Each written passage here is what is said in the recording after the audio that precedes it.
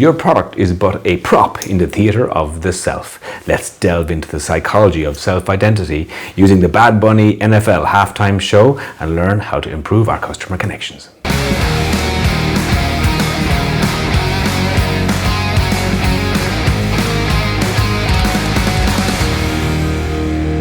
Hi, I'm Ken Hughes, welcome back.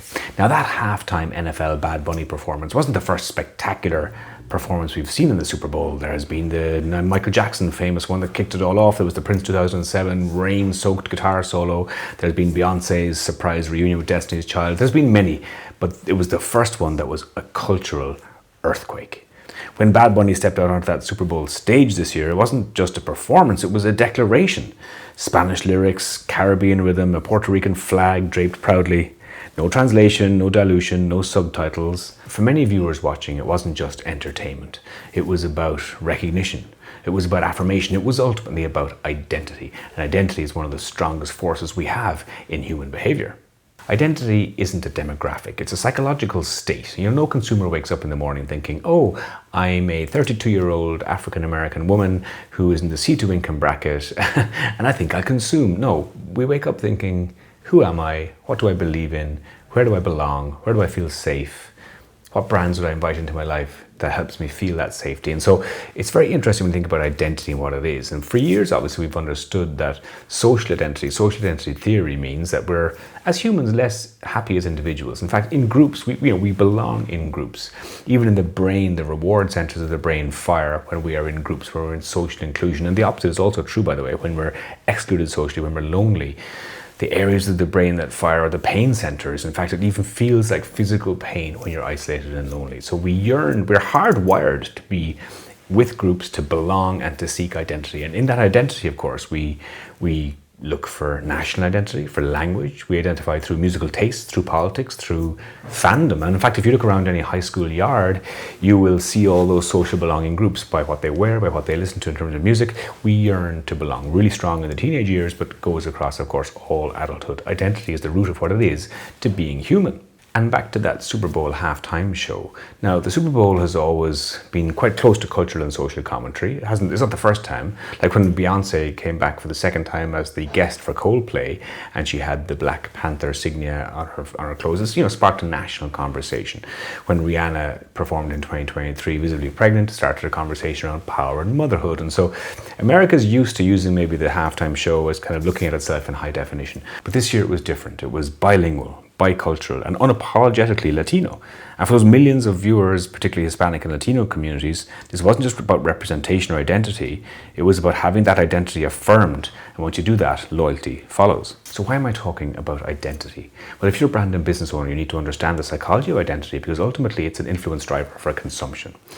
So in psychological and social study, we look at the self, and we look at the self-projection. And obviously for brands and products, we use brands and products to project our sense of self. We don't just consume brands, we actually become them.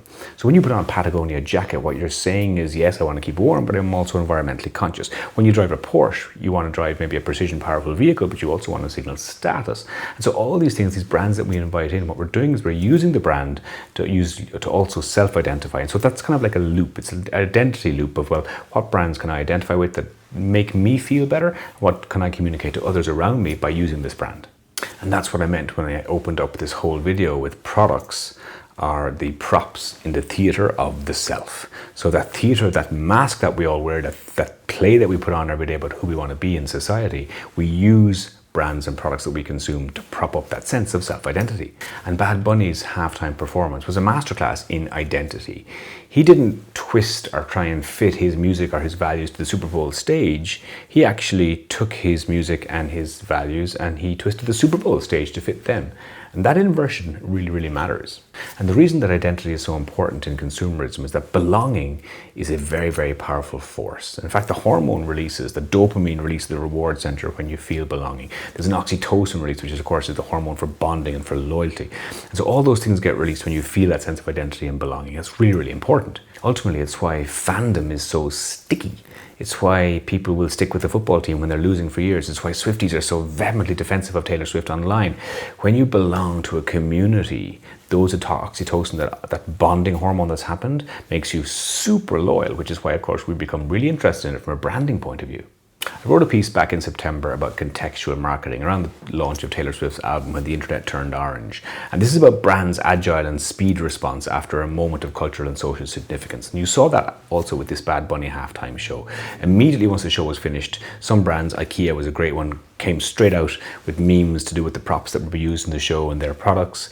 We had loads of memes all over TikTok and Instagram of employees in various places, healthcare settings, or in warehouses, even on virtual, performing the actual show as a meme. And that, that there's a cultural social moment when we get memeified. And so with contextual marketing, it's all about the speed of response. There's no point in responding a week or two after the event. You have to be inside the event. You have to be kind of with the meme as it's developing, as opposed to a week or two afterwards. Getting that cultural content right and the context right is so important, but so too is consistency.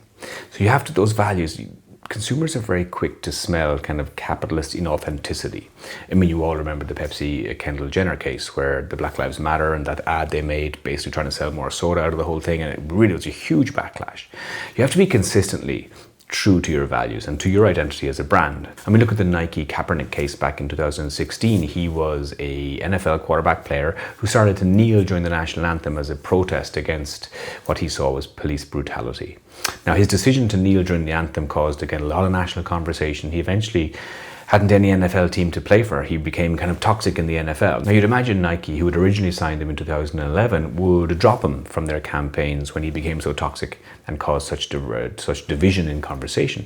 But actually, they did the opposite. They were consistent in their support, and they even made him the face of their 30th anniversary Just Do It campaign with the wonderful title, Believe in Something, even if it means sacrificing everything. So their support of him wasn't just a tweet, it was consistent. And we look for that all the time. We look for consistency in brands that we invite into our lives. And so you need to think about, well, what do I stand for? What is my identity? And how am I proving that identity every day with my customers? We see it also with Rihanna and her Fenty Beauty makeup line. Most foundations and makeups have a bell curve of shades where most of the shades are for fair-skinned women, a couple at the edges for darker-skinned women. And in fact, she launched 40 and now 50 shades of foundation, making sure that shades were available for all skin colors. And that's a product choice. We see it again with Lego and Mattel. So Mattel's Barbie now has wheelchair Barbie and blind Barbie.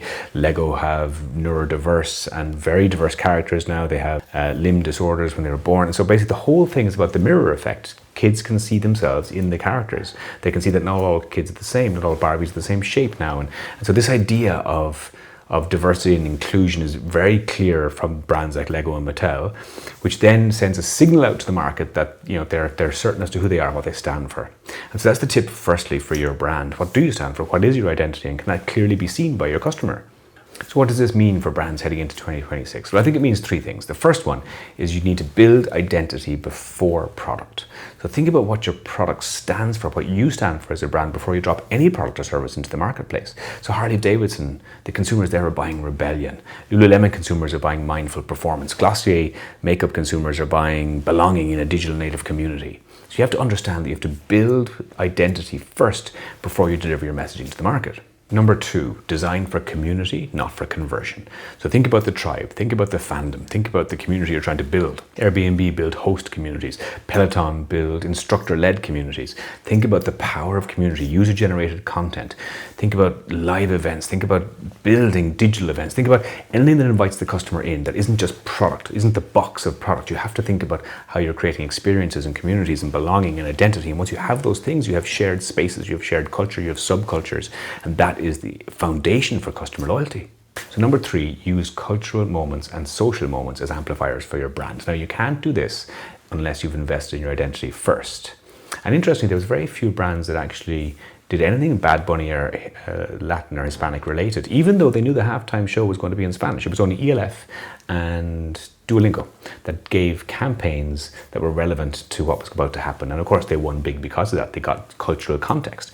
So think about how agile and how fast you can respond to improve your customer connections with those wonderful social and cultural moments. So why does this matter now? It matters because consumers are in a very uncertain space with political division and economic instability and AI anxiety. There's so much going on in the world that, of course, we seek safety. And in that safety, we seek belonging. And with belonging, we seek identity. Identity becomes an anchor.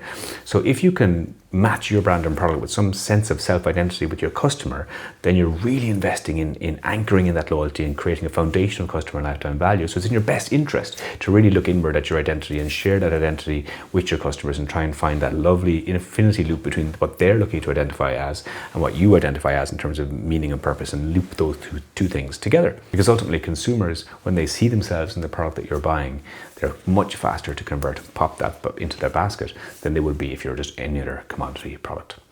Right, I'm off to try and learn those dance moves from Bad Bunny. Definitely identity crisis inbound. Until next time, I'm Ken Hughes.